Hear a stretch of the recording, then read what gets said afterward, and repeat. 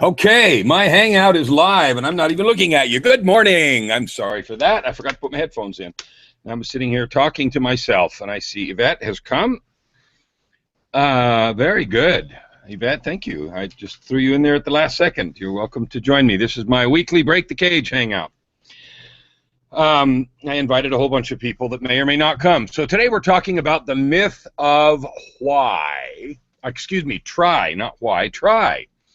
And I don't know how many of you have had the opportunity, the kind of fun opportunity, to listen to Larry Winget talk. He's he calls himself the pit bull of personal development and so forth. I went to a Suzanne Evans event. One of the sponsors invited me the last couple of days.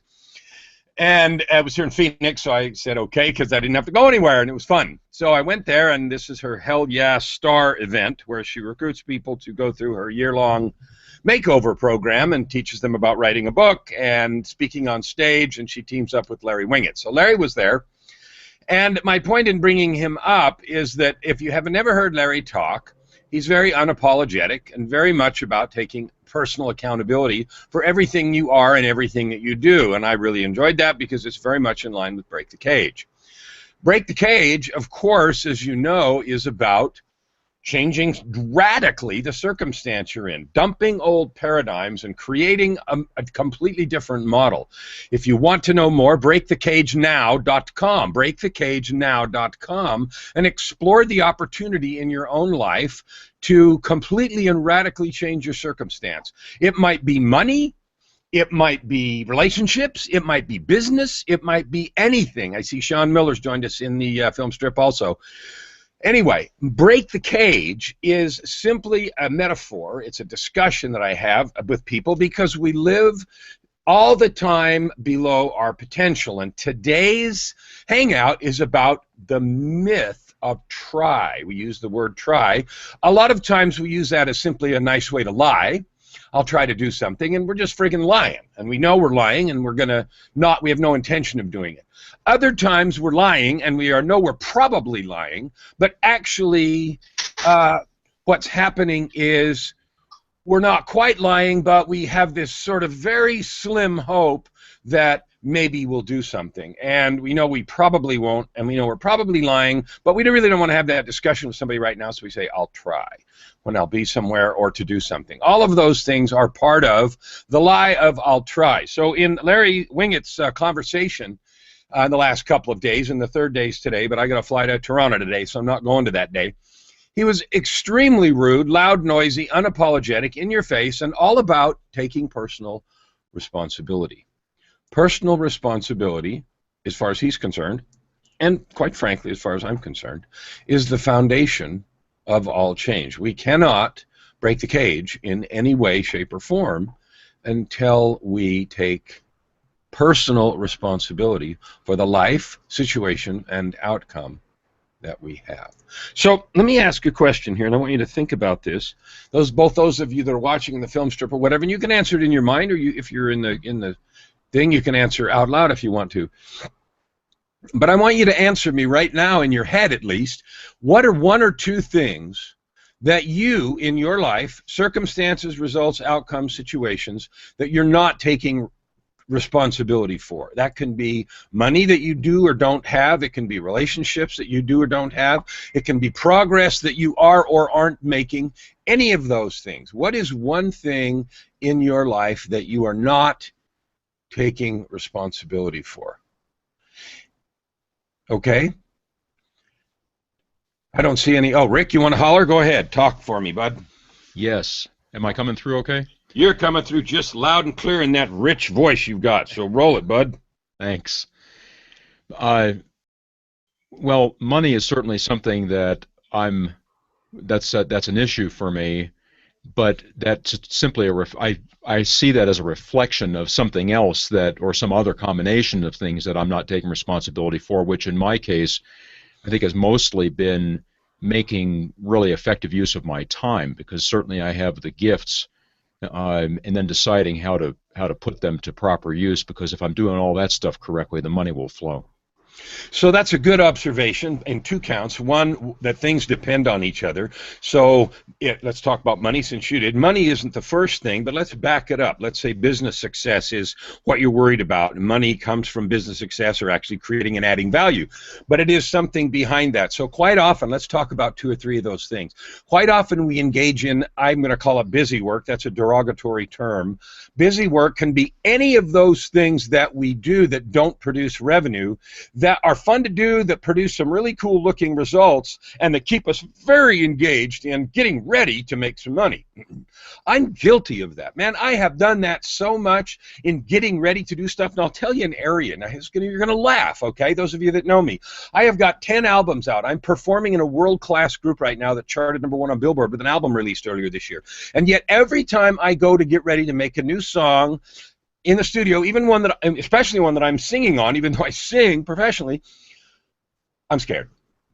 And there is no end to the number of reasons I can find. Update software, check out new hardware, do this, do that, experiment, play with a new drum machine, blah, blah, blah, blah, blah, to get in the way of getting it done. And man, am I just so convinced those things need to be done right this minute.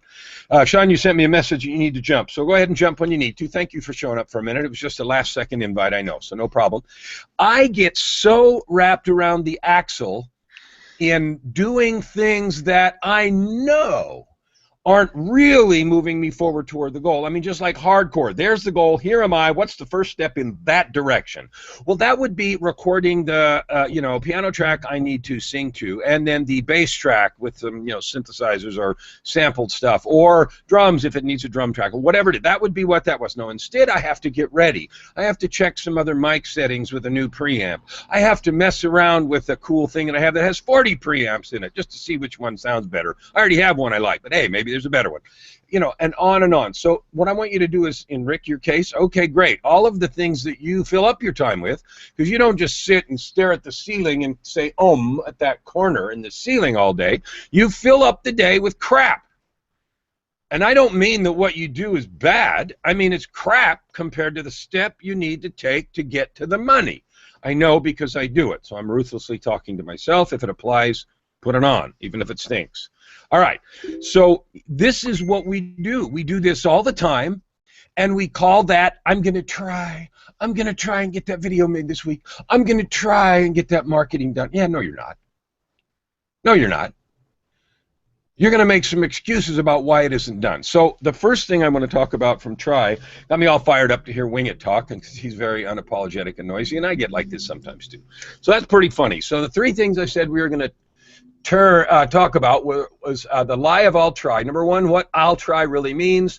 The role of truth and honesty and integrity starts within. So what I'll try really means is what I just said. It means no way, no thanks, screw you, just don't bother me about it now. I don't want to deal with the honesty, the hardcore honesty of I'm afraid, I don't know how, and I don't want to find out. I don't really want to get some honest feedback about what I need to do, because then I'll either have to do it, and then I'll have to put it out there, and then whatever it is that I'm uptight about will be like on the line. But if I never really get there and I just keep stirring around in my own head, then I don't really have to face honest feedback. So I'll just pick on me since I'm pretty noisy today. If I never put the song out there, really and truly, like hardcore promote it, then I really never have to face the fact that 90% of the people don't like it and only a few people download it, if that were to happen. At the end of the day, it's like Quincy Jones said. He said, you know what? And he didn't, I can't do Quincy Jones. You know what? I make the music that I want to make. And he was on an interview just a couple of weeks ago, 3 weeks ago with somebody. And a new gal that he's working with and turning her into a rock star like Quincy Jones has done forever. And here's the thing. He said, and this just like drilled right into my soul, right into the core of everything, I make the music I want to make. If people like it, good. If people don't, blank. So what does that say? What it says is, look, it is totally appropriate to know what the market needs. It is totally appropriate to be aware and in tune with customer needs, market trends, what's out there already selling and everything else. But at the end of the day, if you try to do something for someone else that's not you, you're going to suck at it. And that suckiness is going to come through. Not necessarily because what you do isn't good or doesn't work, but the passion and energy around it won't work. Now, Wingate yesterday said, oh, that passion, that's a bunch of crap, the biggest load of crap I ever heard in my life. And then he proceeded to say that, you know, some raw talent and excellence and hard work is what gets there. Well, I agree and disagree. You know, there is passion involved as far as I'm concerned, and it was in his voice and in his actions. And he tried to brush it off as everything that he does is his job. He shows up because it's his job, and he made a deal to do a good job for that 30, 60, 90 minutes. Well, he did, and that's true. And I did that for a long time, okay? I did that for a very long time. I was in electricity for 30 years. I was really frigging good at it. I mean, like world class. Testified before Congress, spoke around the world, world class. But I didn't burn with the fire of creating electricity like I do with music and electricity markets and commodities and all that jazz that I did. So it was something that I was paid and paid well to do, did a really good job at, and personally, So when 30 years was up, I just decided I'd had enough, and I probably could have done that sooner. Didn't. I had fun doing what I did. But so there is an element of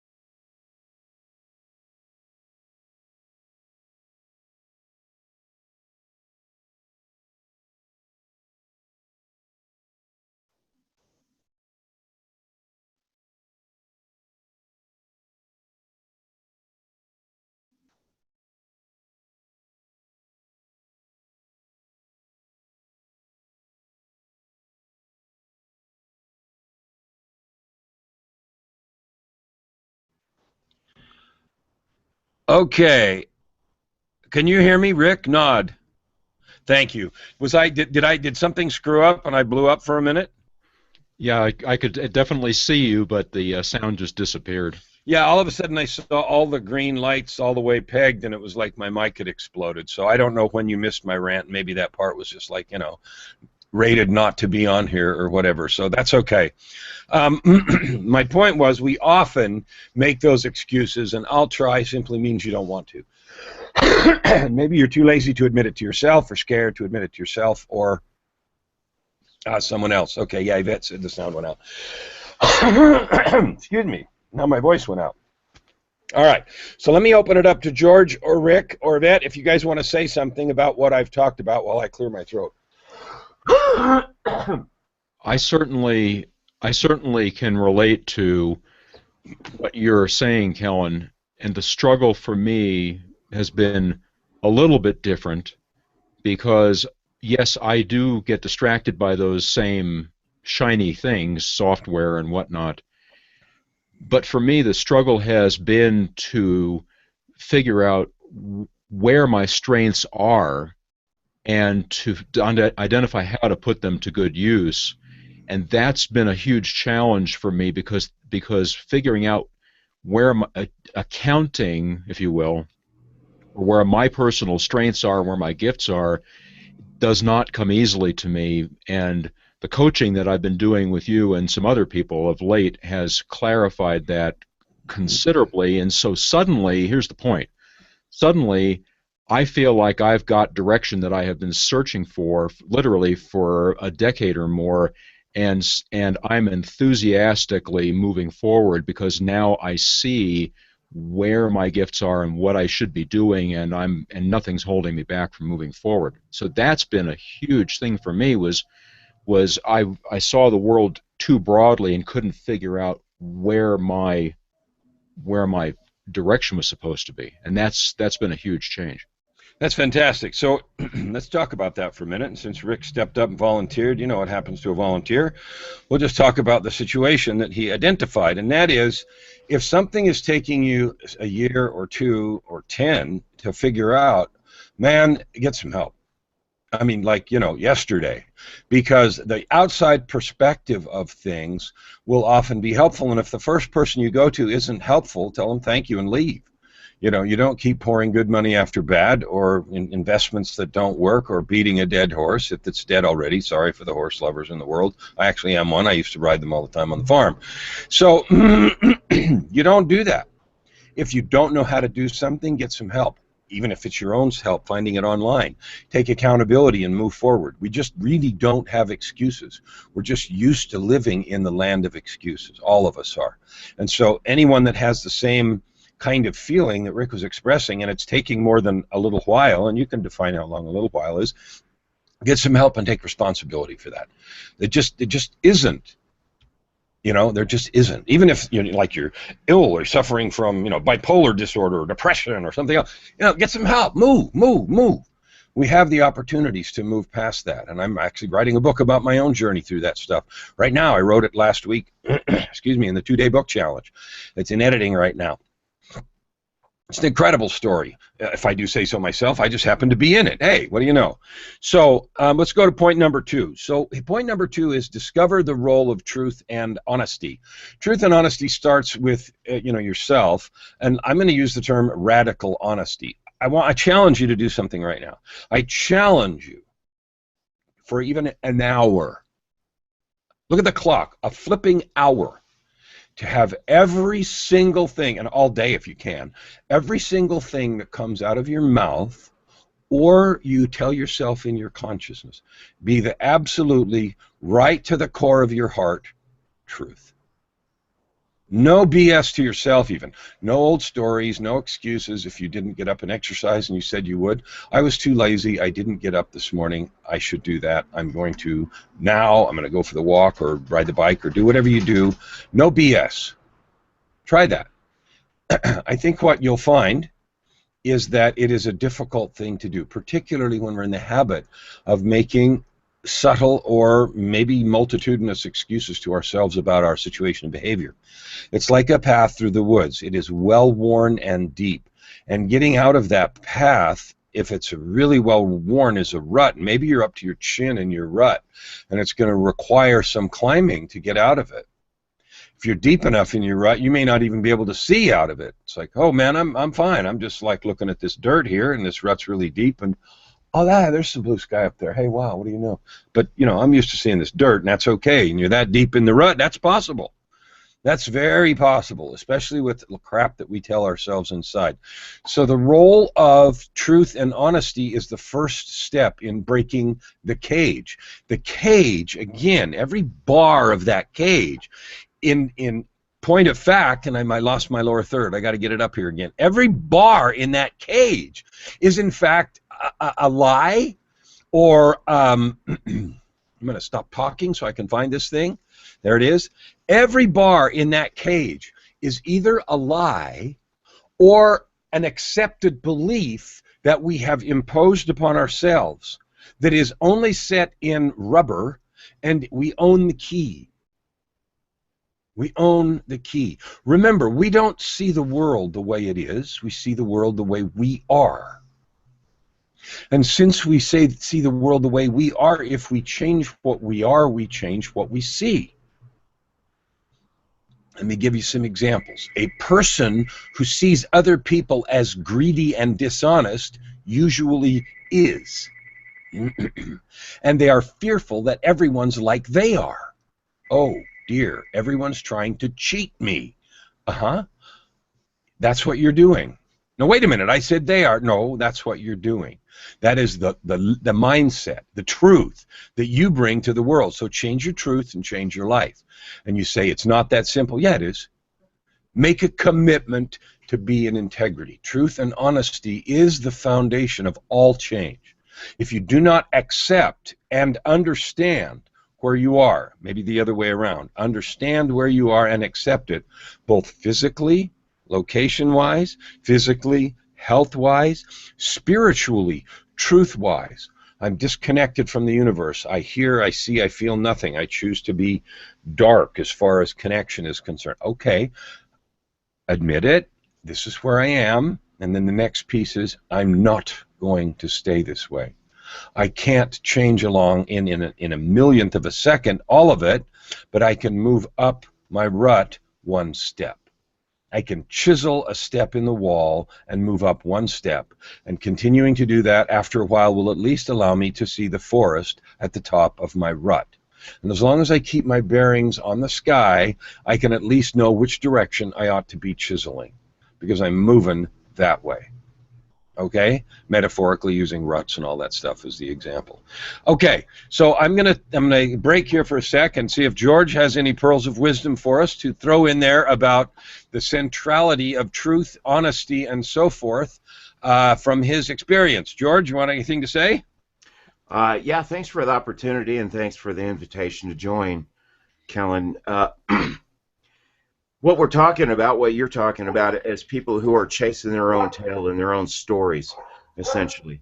And our brains are wired for familiarity. So whatever is the familiar mode or whatever we've given consent to be true, that becomes our cage, essentially. So first and foremost, you have to get clear and be truthful on what it is you really, truly desire. And you have to literally weed the garden step by step, weed by weed, so that you eliminate the static. You eliminate the inner, what I call the inner arguments to your outcome. And along the way, you're able to encounter, the more mindful you are, and identify those parts of you or those narratives you're so familiar with that aren't in alignment with your outcome. It takes great desire, and it takes a different level of commitment than where most of us are associated into. And that is, we have to be willing to commit, measure our success, adjust our strategy and trajectory, and recommit.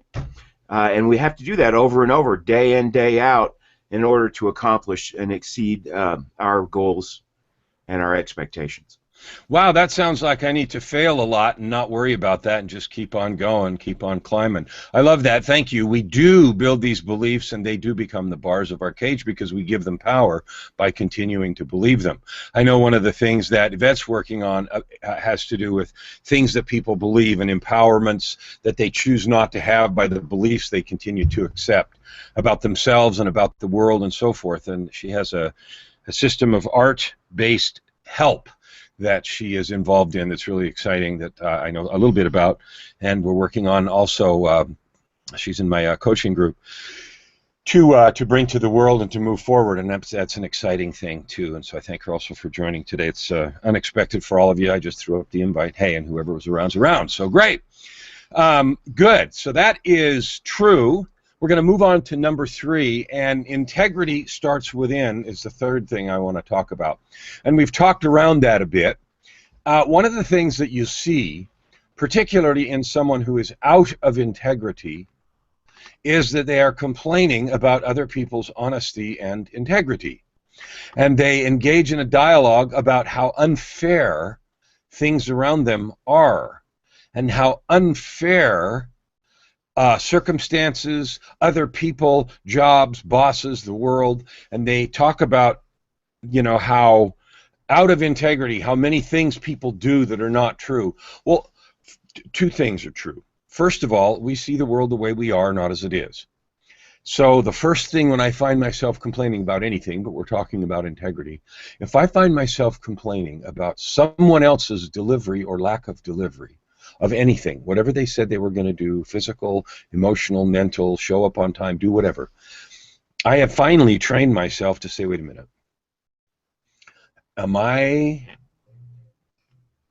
is there something out of integrity with me that makes me feel this complaint? Is this like up to here with me right now because of something going on in my life? Now, the other thing that's true is we do not control others. And there will be times when others, for whatever reason, because they don't care, because they forgot, because they choose not to, because they hate you and say so, you know, whatever it is, that they will not do what they said they would do. I understand that. And things don't work out the way we want, and the Easter Bunny didn't bring me, a big enough chocolate egg or whatever.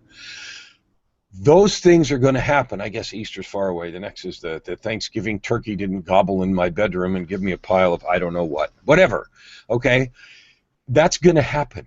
You know what? It's the nature of the world. I was talking to someone last night who was a speaker at this event I went to, Suzanne Evans' event here in town, and she was one of the speakers, and she might end up being a business partner. We're working on a joint venture, and she's a speaker, and she knows that I coach people with story.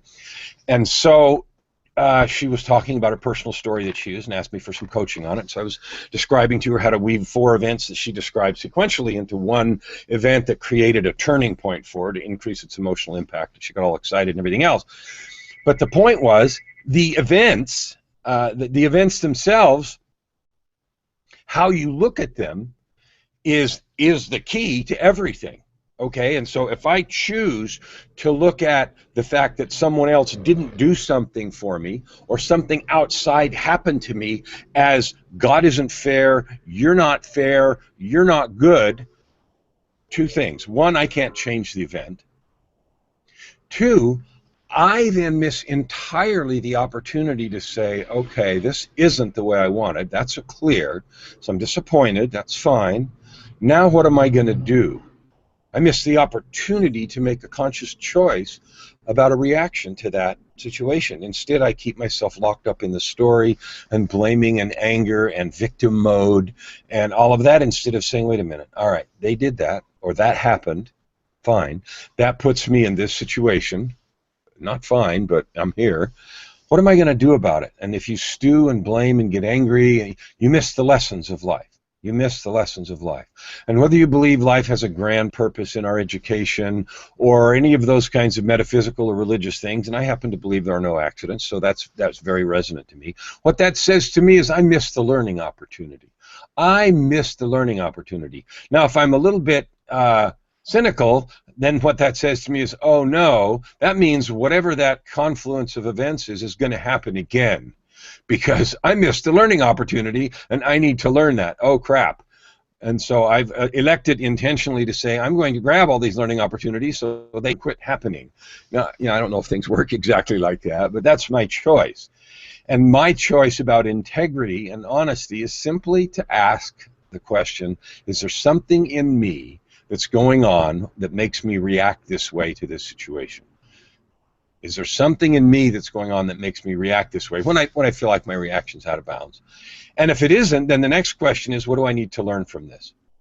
Now, I'll be the first to admit I'm far from, even remotely perfect at all that, and things affect me like they do other people. But those are my lines of defense.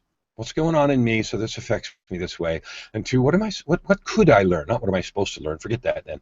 What could I learn from this about either preparation or expectations or backup plans or patience or growth? What are the things I could learn? So I'm going to open it up for one more round of questions, comments, and tomatoes. First, I'm going to tie it all the way back into try. Throw the word try out of your vocabulary. Make a decision. I will do something or I won't. And if you decide that you're going to decide later, say no. I'm going to say no to this right now, whether it's to yourself or someone else. I do want to think about it, and I'm reserving the right to change my mind. But for now, the answer is no. That is better than I'll think about it.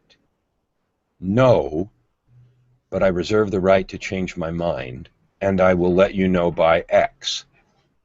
And then keep the commitment of X. Saying I'll think about it and then never getting back to somebody, that's just a classless thing to do. And all of those other strategies that we avail ourselves of, sometimes we do it to ourselves. I'll think about that later when you just don't want to think about it. All of those things. So eliminate try, eliminate those excuse patterns, try for an hour and maybe a day to have every thought be in integrity, and when things happen that are not according to plan, look for the nuggets, choose to find a value, evaluate your own reaction. Is this triggering me like out of proportion to the event? Is there something I need to learn or could learn from this? And then make a conscious choice about your action. All right, I'm done. We're out of time. Let me open it up. I mean, I'm not trying to hang up. I'm going to open it up for all three of our panelists to have last comments, questions, and thoughts. Roll.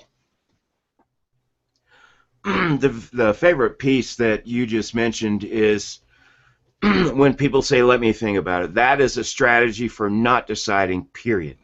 That's a dodge. In 10 years of mentoring and training people, every single person that said, let me think about it, never called back.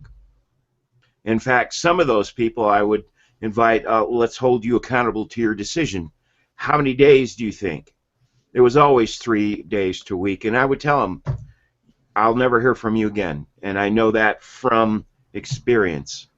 If you need more than a day to decide whether you're going to do it or not, one, you're in resistance, and two, you don't have the courage to say no. Totally agree, and you say, and this is your first piece of coaching from George Green Coaching, let me help you through this decision. Why don't you say no and just try that on for a minute and see how that feels. Yeah. Say no. Tell me, look in my eyes and say, no, I'm not interested. And, you know, I mean, I know you've done stuff like that, to go through that whole process of getting people to take accountability for choice and so forth. And so then, you know, and they get to say no. I'm hearing you say no, and so, you know, should I follow up in a week, or should we just drop it with no? You know, and then get them. Now, how does that feel to say no and actually have a decision made? Mm-hmm. And then once in a while, not very often, once in a while, I'll say, wait a minute, I didn't really say that. I think I really want to. Yes. Okay, cool. Then say yes and own that decision.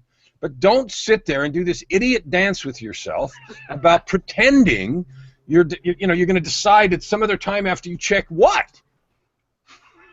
Your astrology chart? You know, your human design algorithm, the day you were born in, you know, Swahili in South Pole in Antarctica, you got to go find the penguin? What? Anyway, you don't get me started. All right, Rick, you got anything to add? He shakes his head vigorously no. He's probably afraid I'll rant on him too. All right, Yvette, if you have anything, you're welcome to do it. I'll see your mic unmute if you want to. Otherwise, thank you for joining us and being kind to respond to this last second invitation. She said, no, I'm okay. All right, great. Thank you very much, you guys. Join me next Saturday again for Break the Cage. Have a great weekend. Break the Cage. If you want some help, breakthecagenow.com. Don't procrastinate. Don't hesitate. Get off your butt and make good stuff happen.